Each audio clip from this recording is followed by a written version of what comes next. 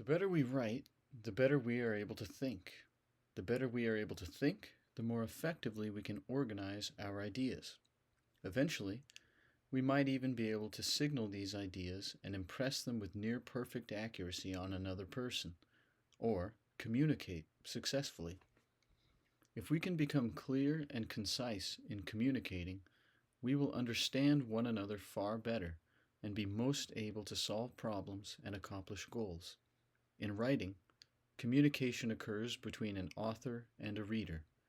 It is one-way communication, as the author and her characters are most always absent at the time of reading.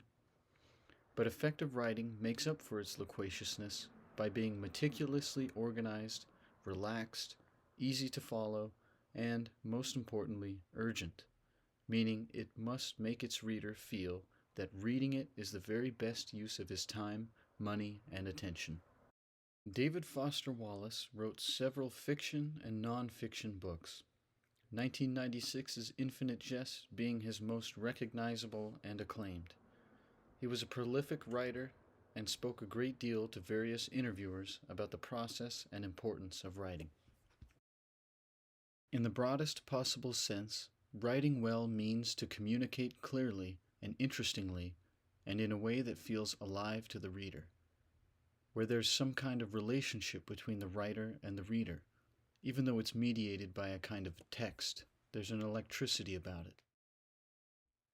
Wallace goes on.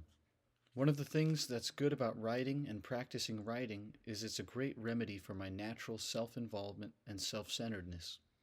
When students snap to the fact that there's such a thing as a really bad writer, a pretty good writer, a great writer, when they start wanting to get better, they start realizing that really learning how to write effectively is, in fact, probably more of a matter of spirit than it is of intellect. I think probably even of verbal facility.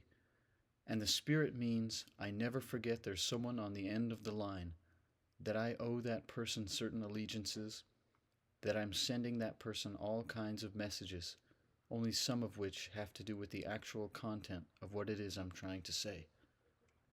What, then, is special about creative writing?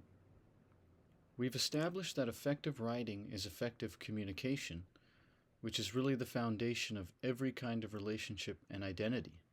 If you uncontrollably smiled every time you wanted to frown, or couldn't do things like modulate your voice's tone and volume, your ability to interact with the world would be greatly hampered.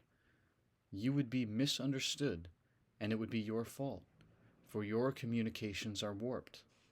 Thus, it is vital that even non-writers become effective writers. But again, why creative writing? The most important answer is that creative writing is fun. It's fun because it is boundless and ruleless and private. It is like a place or mindset in which you can manifest anything you can imagine. I feel that the first thought in an uninterested head here would be, but it isn't real. That is not true. Characters and settings may be inventions, but their effects can be deeply felt and even alter our identities. This is easily understood when you remember a character in a movie that inspired you to dress or cut your hair a certain way, or one whose death, at the very least, disappointed you. Is that disappointment not real? Creative writing makes better readers or receivers of communication, which is a critical element of the communicative process. In finding important ideas within, we can learn to recognize the same potential for importance within others. Empathy would bloom. Listening would return to our busied environments.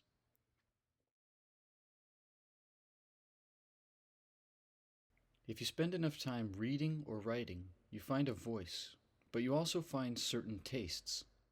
You find certain writers who, when they write, it makes your own brain voice like a tuning fork, and you just resonate with them.